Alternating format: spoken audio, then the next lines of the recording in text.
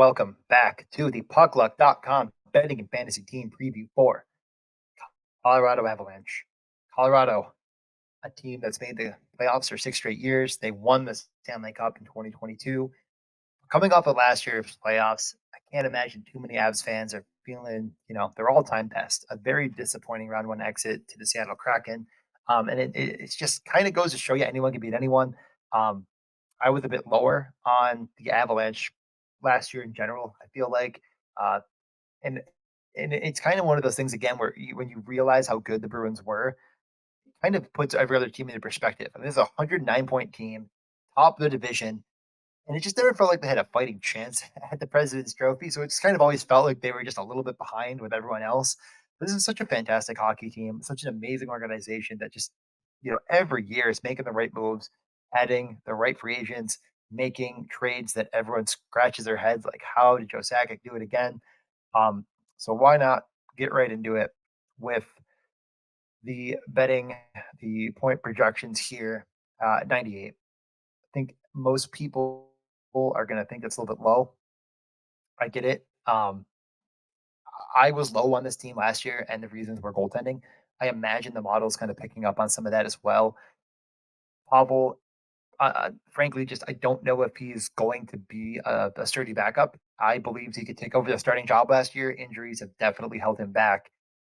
Georgiev was fantastic last year. I really I ate crow on my take that again. I didn't think he was going to make it throughout the entire season. What can you really do? Sometimes we're wrong in this industry, and I still thought this would be a good team that just couldn't quite find the goaltending. And I think the model's still just a little bit hesitant to give them a boost in net. I think they're still more likely to kind of hit that ceiling than that floor. And we'll just get right over to the DraftKings odds because the problem is I just really don't think anything's all that bettable here, um, regardless of what I believe or you can just use the model and bet exactly what it says. 106.5 is a lot. This team definitely has the horsepower and the star power to do it, but it does feel like they're kind of one injury away from that being incredibly in jeopardy, or if the goaltending just isn't all the way there. So I lean the under, but I'm really not that strong on it. I'm not going to bet it myself. The model likes it, 72% confident, which definitely is better than the minus 115 odds you're going to get on DraftKings. You can shop it around. 106 is a ton, but locking up that, for that long, your time expected value of money or however you want to look at it, it's just probably not the smartest thing to do. And that goes for all the three other bets here as well. Playoffs, it's minus 1,000 at DraftKings. I mean, get a life. Plus 150 on the division. I think the Central gets slept on a little bit. And, if you're going to be betting, if you think this team is really good, I feel like there's just other ways to bet on this. And I'll get to my favorite one on the next piece here. And then Stanley Cup, 10-1 to win it. Just again, it just doesn't feel like a very good bet. So if anything, the under on points, but I'm not too strong on it. As far as player point projections, Mikko Rantanen, he is, I believe, 99.5, 98.5. That's my favorite bet on the board. I mean, this guy is prolific in all aspects. The power play runs through, his shot as much as possible. And he missed time with Kale McCarr last year and still went on to score like over 50 goals. Um, his goal projection, and you can find it. On Underdog and a couple other, DraftKings and whatnot. 44.5. I think people are going to kind of hammer that home. But I don't really see any reason why you don't just go with this point. You're not really getting any difference there. I think 99.5 is we're projecting up at 106. I think that's likely to get there. Over 100. McKinnon, we have him at 108, 112.5 is his projection. 40 on the goal over under, 39.5. I always kind of shade the under on McKinnon for goal scoring. I just don't think he's a fantastic finisher, but with his rates, what they are, it's just hard to bet against the guy if he's going to shoot the freaking disc 100,000 times a year. So those are the main guys here. I don't really think you're going to find any other player other than Kale McCarr.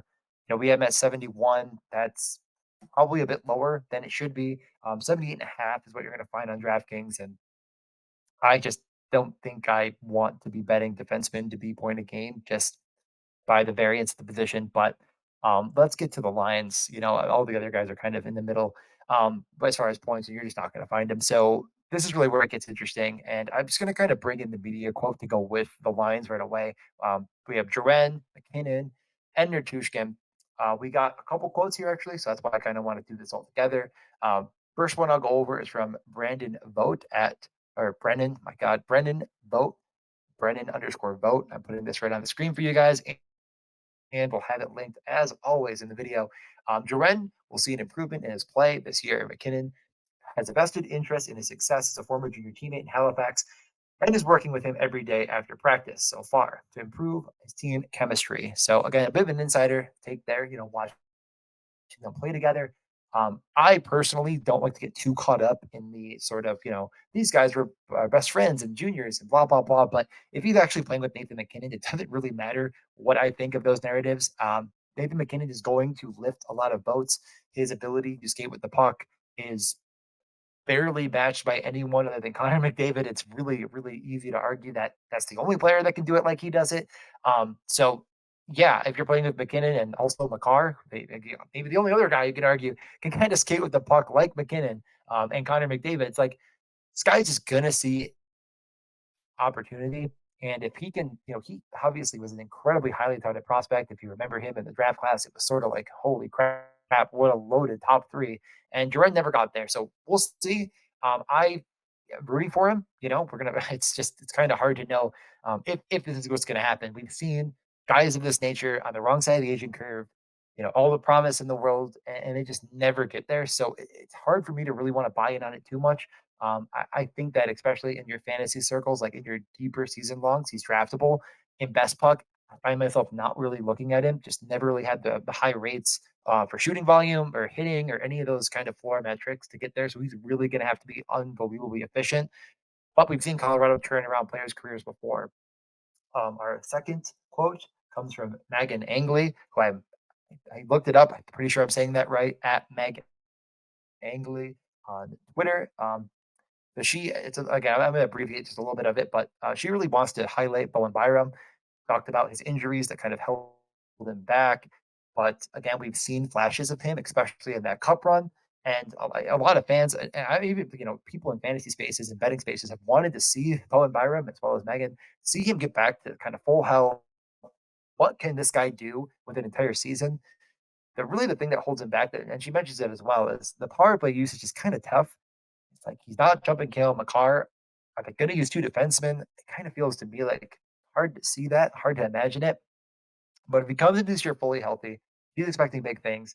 I think he's draftable in many spaces, and I think he's probably going a bit lower than you'd anticipate because this guy's going to see time with McKinnon, Yertushkin, Rantanen, all the boys. Um, I still love Bowen Byram, and I'm still kind of keeping an eye on him for a lot of different reasons. I think that McCarr, Taves, and Bowen Byram are going to see an exorbitant amount of minutes and find connections and correlations throughout games just because of how good they are.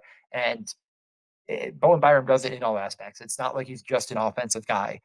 He can definitely play defense. He can definitely get rates.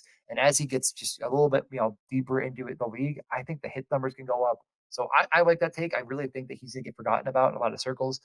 In best buck, he goes, drafted, undrafted, drafted, undrafted. Probably most drafts he's going undrafted in. So I consider him, especially if you have some of those ancillary pieces like Rantanen, not Rantanen. I mean, they're Tushkin and Latinen even just say that one of them gets to mix in a power play too.